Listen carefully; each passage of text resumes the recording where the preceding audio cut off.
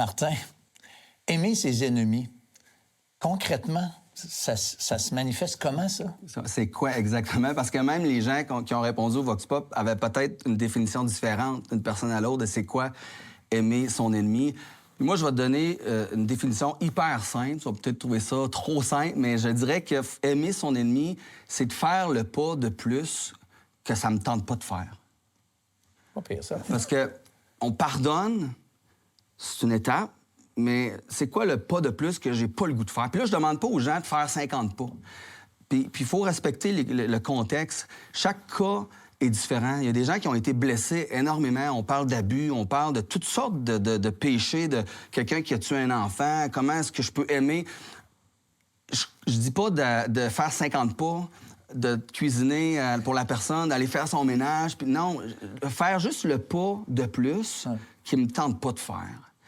Puis c'est juste là, je pense qu'il faut aller. Puis moi, je me rappelle d'une histoire que j'ai vécue, ça fait 20 ans. J'étais sur les plaines d'Abraham. C'était le spectacle de Charles Aznavour.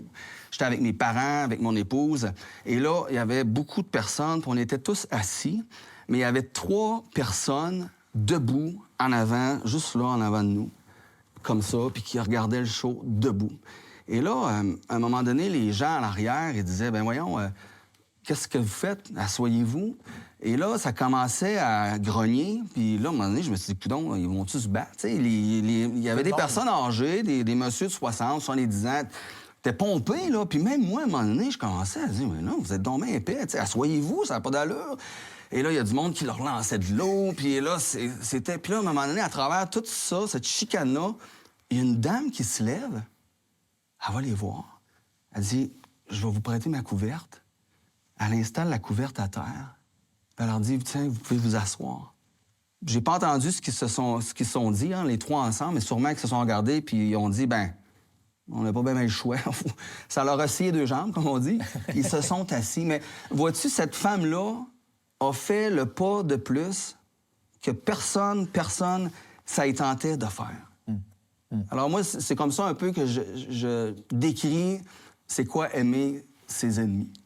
OK. Puis je rappelle qu'il y a des situations différentes d'une personne à l'autre. Ouais. Donc, ouais. Mais pourquoi devrais-je aimer mes ennemis? Pourquoi? Parce que la marche est haute entre je pardonne, puis j'ai plus de rancune, mais là, la marche est haute entre je pardonne, puis il faut que maintenant je fasse quelque chose de bon, il faut que j'aime. Donc oui, il y a une marche qui est haute à monter. Alors pourquoi je devrais monter cette marche-là? On pourrait se demander. Bien, je vais répondre à cette question-là. Je vais donner 3 réponses avec la parole. On va lire ensemble Matthieu au chapitre 5, à partir du verset 43. En fait, on va lire 43 et 44 pour commencer. Vous avez appris qu'il a été dit, tu aimeras ton prochain et tu haïras ton ennemi. Mais moi, je vous dis, aimez vos ennemis, bénissez ceux qui vous maudissent, faites du bien à ceux qui vous haïssent et priez pour ceux qui vous maltraitent et qui vous persécutent. Alors, la première raison, encore une fois, tu vas peut-être me trouver hyper simple dans mes réponses, mais pourquoi aimer ses ennemis? Parce que Jésus nous le demande.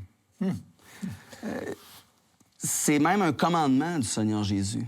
Les verbes sont à l'impératif. Aimez, bénissez, faites du bien, priez. Et si on croit que Jésus est Dieu, bien, on devrait croire aussi qu'il sait ce qui est bon pour nous. Il sait ce qui est bon pour la société, pour notre monde. Il doit certainement y avoir quelque chose de bon qui se produit quand j'obéis puis quand j'aime mon ennemi. Je peux pas croire que ça va en tirer du négatif. C'est sûr qu'il y a quelque chose de bon. J'ai une très belle histoire, Martin, une histoire vraie que j'ai pas vécue moi-même, que j'ai lue en quelque part. C'est à l'époque de la guerre d'indépendance aux États-Unis. Il y avait un dénommé Miller qui était un évangéliste qui prêchait. Qu'est-ce qu'on fait au fond? Il rassemblait plein de gens puis il prêchait. Puis il y avait un gars qui était pas fin avec lui, qui était vraiment méchant. C'est un dénommé Michael Whitman. Et ce gars-là, il faisait vraiment du trouble à Miller. Et il l'a dérangé pendant qu'il faisait ses conférences et tout. Une peste. Et on aurait pu penser que ce gars-là devait haïr Miller comme c'est pas possible, puis Miller haïr Whitman comme c'est pas possible. Mais le Whitman en question a été accusé de trahison et condamné à mort. Et voyons, Miller, le prédicateur de l'Évangile, il a été voir George Washington parce qu'il était ami, c'est le premier président des États-Unis, mais il était ami avec George Washington. Et il a été le voir pour dire, il a fait 100 km même, à pied pour aller voir le président. Et puis, il a demandé la grâce de Whitman. Et puis là, Washington, il dit, désolé, mais je peux pas t'accorder la grâce de ton ami. Parce qu'il pensait à 100 km de marche. C'est ça. C'est ton job? Non, il dit, c'est pas mon ami, c'est mon ennemi. Puis là, il explique qu'est-ce qu'il a fait. Et là, Washington, il a été renversé à cause de ça. Et il a décidé de gracier son ennemi. Et l'histoire nous dit qu'il est parti avec lui, ensemble, pour retourner dans la ville où il était, devenu désormais son ami, le texte nous dit. Alors, est-ce que ça désamorce, est-ce que ça fait des belles choses? Ben oui, ça crée des belles choses. On voit clairement que le pardon puis le fait d'aller plus loin, d'aimer, c'est puissant. Il y a quelque chose de puissant. C'est clair. Maintenant, deuxième raison, pourquoi aimer nos ennemis? Bien, parce qu'on veut imiter notre exemple, Jésus-Christ. Jésus ne nous demande pas de faire quelque chose qu'il n'a pas fait lui-même. C'est ça, il l'a fait.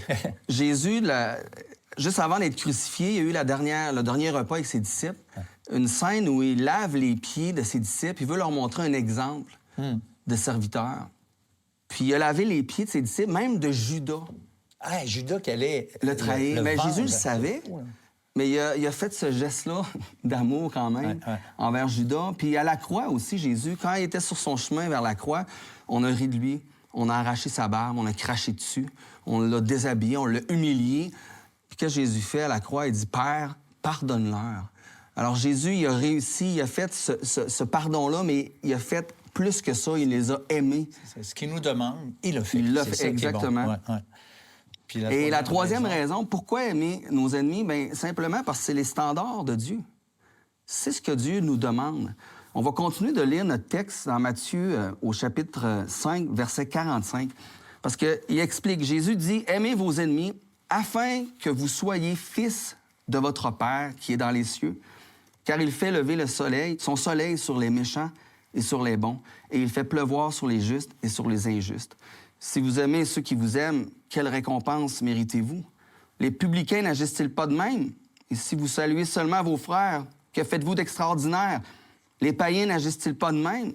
Soyez donc parfaits, comme votre Père céleste est parfait.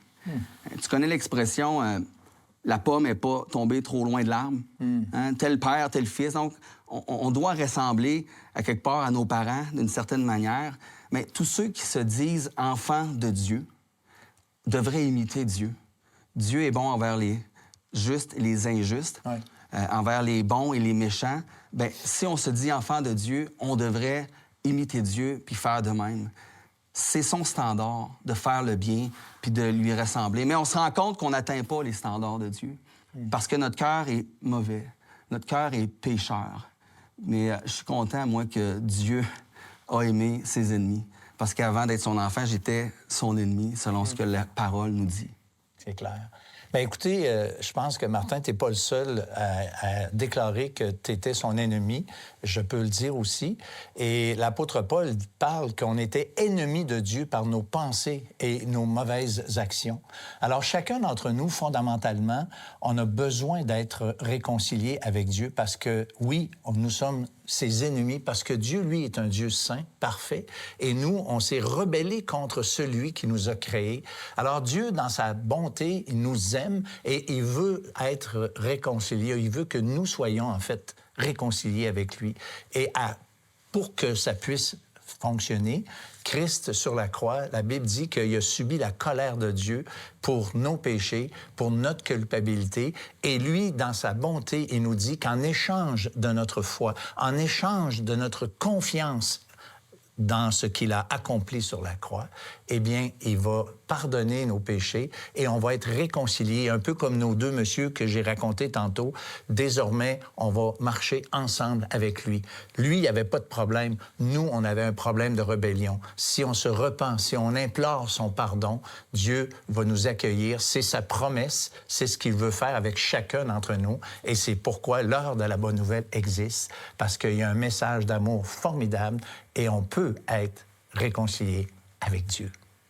Vous avez des questions ou des commentaires sur ce que vous venez d'entendre? Contactez-nous par téléphone ou réagissez sur les médias sociaux.